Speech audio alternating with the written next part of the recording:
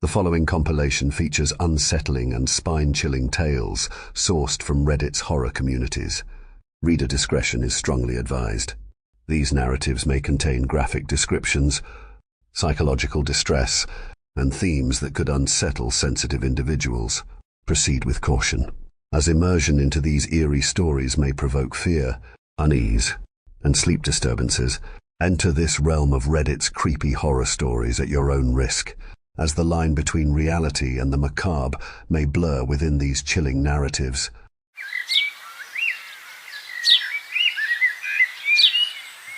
I work the night shift at a data center from 10 at night until 6 in the morning.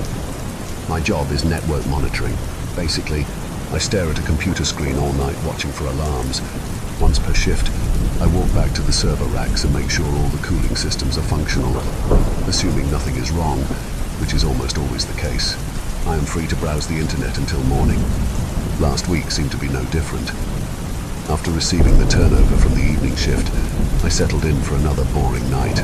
I read through the day's emails, opened my monitoring software and camera feed, and started looking for the night's entertainment. My typical activity is to freak myself out by watching scary stories on YouTube. The environment is perfect, lights dimmed, all alone in an empty building for hours. I pulled up a compilation of terrifying, true, scary stories and let my imagination run wild. I was absorbed into the tense story of a hiker pursued by an unknown entity in the woods. My vision narrowed in on the screen and senses on alert. When I thought I noticed movement on one of the cameras monitoring the server racks, I felt a pang of anxiety and my heart jumped. But this was not my first time intentionally frightening myself, and paranoia is inevitable in this situation. I put the camera feed into full screen. The lights were all off in the data hall as they should be. They only turn on when there's movement. Just my imagination. Still, I kept the panel opened in full screen while I went back to my video, glancing back occasionally. Not 5 minutes later, I saw a shadow again out of the corner of my eye. Looking at the camera feed, I still couldn't see anything, and the lights were still off, but I knew I saw something move. I got up from my desk and walked out into the hallway, then through an access door into the data hall. The rows of fluorescent lighting all clicked on at once, flooding the room in light. I paused to let my eyes adjust and tried to slow my breathing. I strained to hear any signs of movement somewhere in the racks, but the drone of the servers covered up any noise. With mounting dread, I began checking between the rows. With each corner I rounded, I felt my panic grow. My heart pounded louder than the scream of the servers. As I approached the last row, I knew that whatever I saw would be so unthinkably horrible, my body would not be able to bear it. I could barely breathe. My hands and face were dripping cold sweat, and I felt the urge to vomit. I willed myself forward and, in a moment that felt like an eternity, rounded the corner and saw nothing. I was alone, of course. I let myself get freaked out again from those stupid videos. Relieved, I went back to my desk. I switched over to a documentary on fighter jets, and the rest of the night passed uneventfully. At last, morning came. The morning shift came in with his usual hangover, and we discussed the non-events of the night. After exchanging a few pleasantries, I packed up to head home. On my way to my car, I noticed something under my windshield wiper. Drawing closer, I saw that it was a Polaroid picture. With trembling hands, I picked it up from under the blade and held it up to my face. Rows of server racks in a brightly lit room. I stood facing away from the camera, preparing to look around a corner.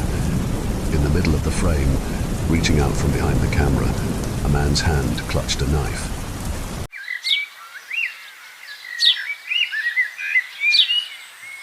Simon was easy prey. Limping, stuttering, always avoiding eye contact like he was afraid of his own shadow. We hated him for how pitiful he was. Hated him even more because he dared to exist in our world. It was a joke at first, something to pass the time after one too many drinks. Just scare him a little, make him run, watch him trip over his own feet. But it spiraled, like things do when you've got cruelty running through your veins. He begged us to stop. I remember his voice, trembling as he stumbled through the trees, his breath coming in ragged gasps. We didn't stop, not until he fell hard. That sound, the crunch of bone hitting rock, the way his body just crumpled, limp and broken. I swear, for a moment, everything was silent, except for the crackle of leaves underfoot. We just stood there, staring down at him, frozen in horror. His eyes, they were still open, still wide, but he wasn't seeing us anymore. We ran. We swore we'd never talk about it again, and we didn't. We let the silence swallow the memory. We moved on, or at least tried to, but Simon didn't. It started with Brianna. She drowned in her own pool, which was strange enough, but the scratches on her neck told a different story. It was like someone had held her under, someone who wasn't there. At her funeral, we didn't even have to say it. We knew.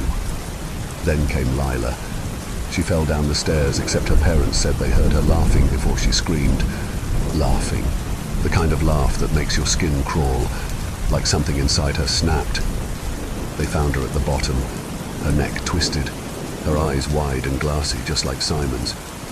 Jess didn't last much longer. She drove off a cliff late one night. Witnesses said they saw a man standing by the edge, limping, just watching as her car went over. No one believed it, but we did. We knew. One by one he came for them, and I watched helpless, knowing my turn was next. I tried to run, to change, to hide. I dyed my hair, cut it short, dressed differently, even lost weight. I became a stranger to myself, thinking I could escape him. But there was one thing I couldn't change. The birthmark. A small, crescent-shaped scar just under my collarbone. Ugly. Stupid. I'd always hated it. But now it's the thing that will doom me, because I know Simon remembers. Emma was the last to go before me. She started seeing him everywhere, in the corners of mirrors, in the shadows of empty rooms. She called me, frantic, saying he was inside her house.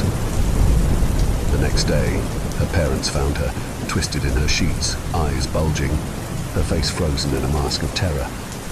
And now it's just me. I feel him, you know, in the walls, in the whispers that creep through my empty apartment at night.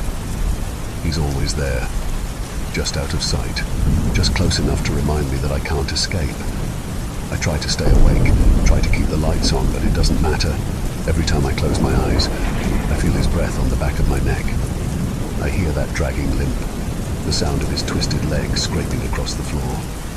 Last night I woke up to laughter, not my own, his. He was standing at the foot of my bed, his face a pale, bloated echo of the boy we left behind. His eyes, empty, like they'd never seen light. He didn't say anything, didn't move. He just looked at me, his gaze sliding down to the birthmark on my chest, that cursed crescent shape that gives me away. And then he smiled.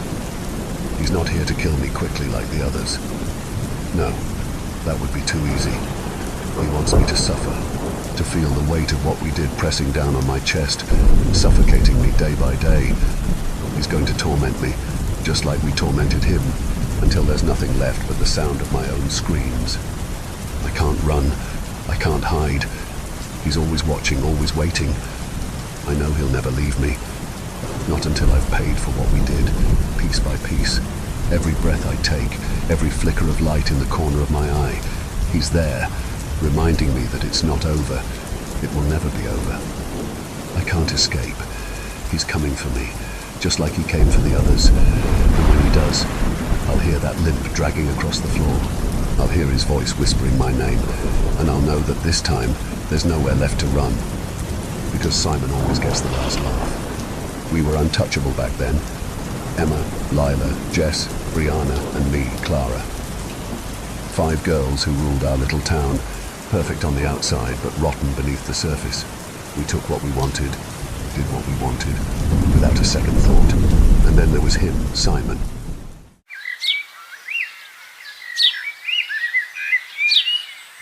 I keep waking up in the middle of the night. In fact, it's about 3 a.m. right now as I type this on my phone. It's been like this for almost 2 weeks. I wasn't sure why in the beginning, but now I wish I didn't know. My first clue was a few nights ago, when I could have sworn I was awoken by a sound, a resounding thud that had pulled me from slumber. I wasn't sure, but I sat up and looked around to see if something was amiss. The door to my wife and I's bedroom was slightly ajar, And though it was completely dark, something drew my attention to the void that lay beyond the cracked door. My eyes took a moment to adjust, but I began to make out a shape silhouetted in the pitch darkness. Its body was rather formless, but it seemed to stand on three long, impossibly thin legs. I sat motionless for a time, not sure what I was looking at, but a sense of dread grew within me.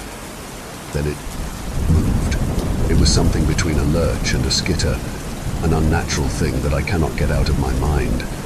I wanted to hide beneath my covers like a child, but I have children of my own who were sleeping in their rooms. Getting out of bed that night to investigate, it was just about the most frightening thing I've ever done. The light of my flashlight trembled as I crept through the house, but the house was empty. My kids slept quietly in their beds, and the all was silent for the rest of the night. Last night I awoke again. I don't think it was a sound that did it, but a feeling. I immediately turned on my phone's flashlight to point at the open bedroom door, but there was nothing. Except, I did hear something. Not a muted thud as before, but a low, faint chanting. I took a deep breath and got out of bed.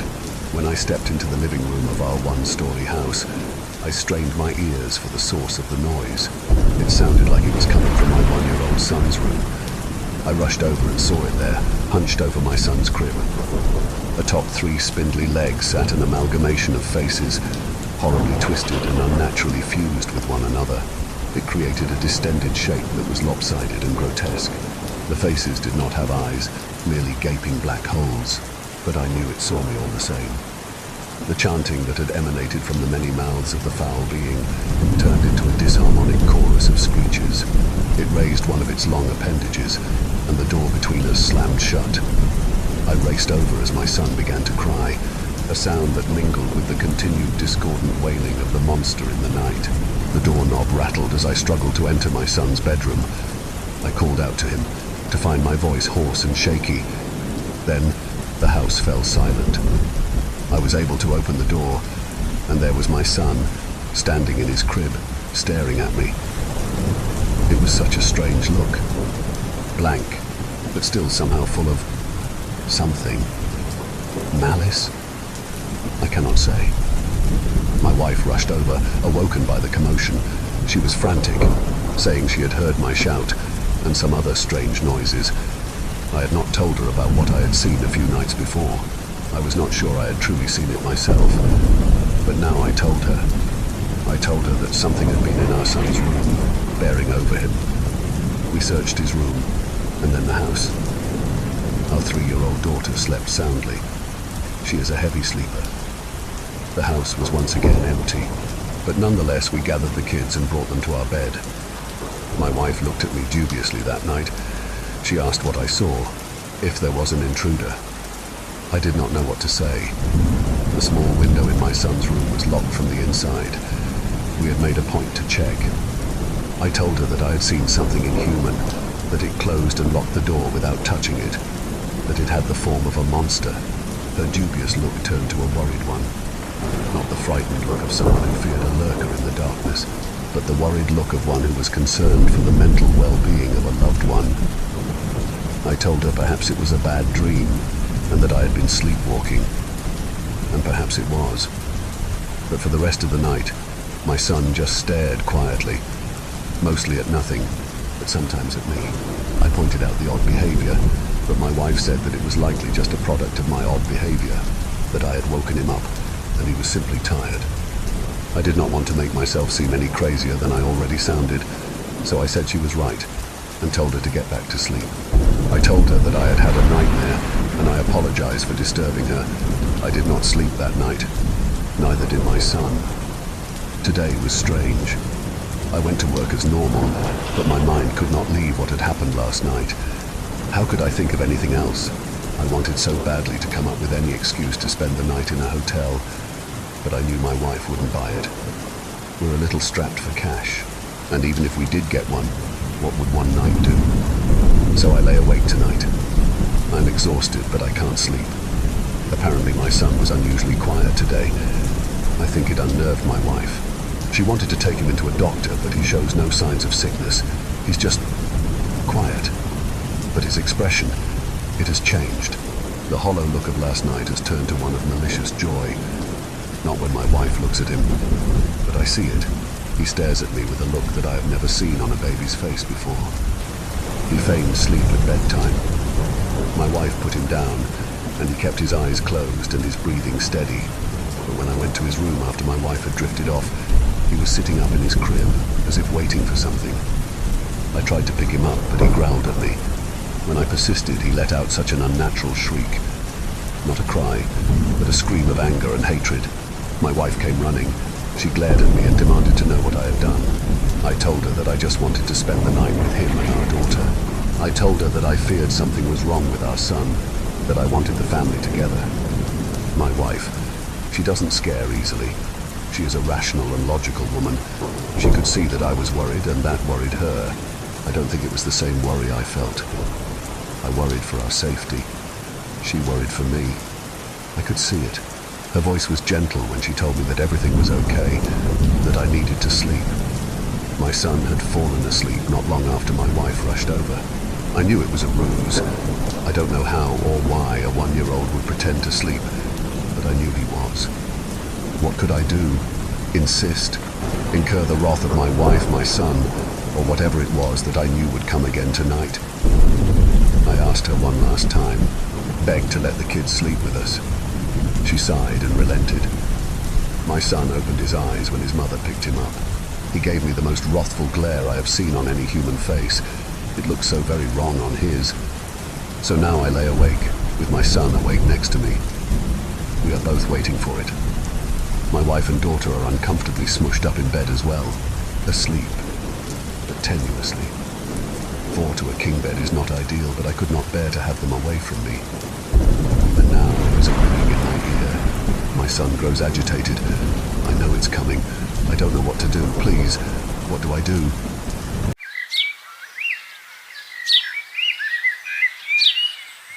October 13th, 2008. It was a very dark, rainy night. I remember that night very clearly. I remember it raining heavily as I sat at the bus stop waiting for the rain to clear out. I remember checking my wristwatch and seeing it was 10:47 p.m. on October near Halloween. And of course it creeps me out and spooks me out. Halloween was never my thing. I felt a numbing feeling behind me but brushed it off. The last bus of the night stopped in front of me.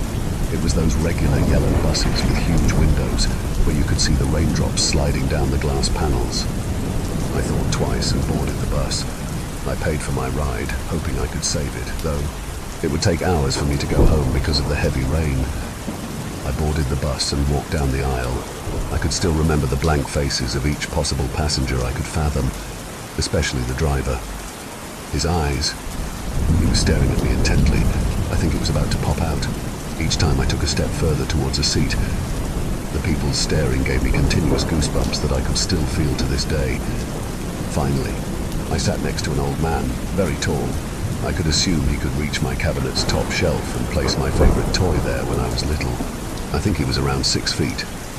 I wasn't able to get a glimpse of his face because of his ancient top hat dangling above his noticeable bald head.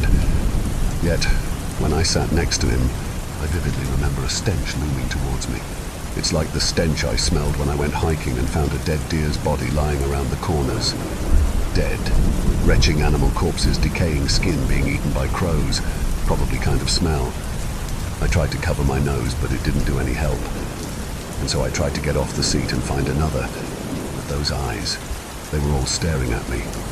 Their seemingly astonished eyes crept up around my neck, circling to my nape and going down my spine. A shiver I felt. Haunting it felt. I finally got away from that god-awful smell that old man was reeking of and got into a cozy little seat on the right side of the bus.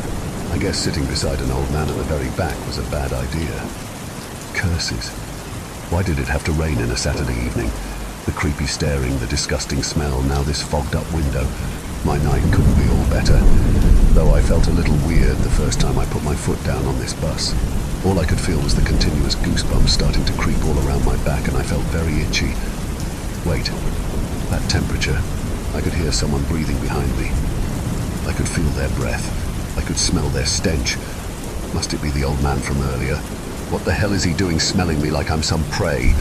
I couldn't just let him do this to me, but this might cause me a commotion and get kicked out of this bus. so I brushed it off and looked out the window. Minutes had passed by and I heard some clicking in my left ear. I wanted to turn around so bad, but something's telling me no. And a while later I heard more clicking. I feel like it's just the old man clicking his tongue to pass the time, so I tried to sleep.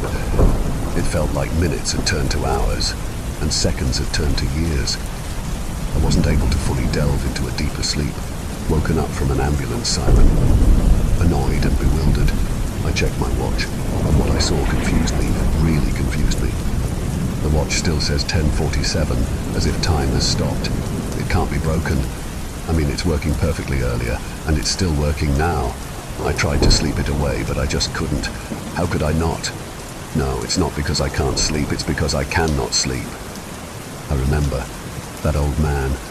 I can still feel the hot breath hitting my neck. I remember its hot, rotting breath. I remember it creeping behind me. I was scared. I was scared, and no one was helping.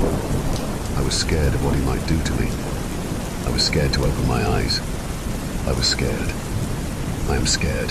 To this day, I am still traumatized. I felt the need to stop it, so I opened my eyes. I opened it and I saw everything. Those eyes. My God, those eyes. I felt the bus stop. I felt their stares pierce me like the stake that pierced Jesus. Their faces were blank. No, no, no, no, no, no. I turned my gaze towards the outside world, towards the window, and saw red. The rain turned red. I jumped out of my seat and looked around, seeing everyone but him. The old man was gone. How? Why only him? What about the others? The darkness crept around me. I felt it engulfing me, swallowing me, eating me alive. The bus's rooftop flew into pieces and rain started to fill up my pants with yellow and I opened my eyes. I saw it. The tall, lanky man. Its ruined top hat, sharp claws, freshly ironed business suit. I could hear his footsteps ringing in my ear. His face. I couldn't see it. But all I heard was the clicking. The next thing I knew, the people sitting weren't there. It was just me and it. It stopped. It chuckled. And there it was. It revealed to me his face. It was smiling. Thank you for venturing into the darkness with us. If you dare to explore further, be sure to subscribe to our channel for more spine-tingling tales of horror and the supernatural. Remember, the shadows hold endless mysteries, waiting to be unveiled. Stay tuned for more bone-chilling stories as we continue to traverse the eerie depths of the unknown together. Until next time, may your dreams be free from the haunting echoes of our tales. Or perhaps not.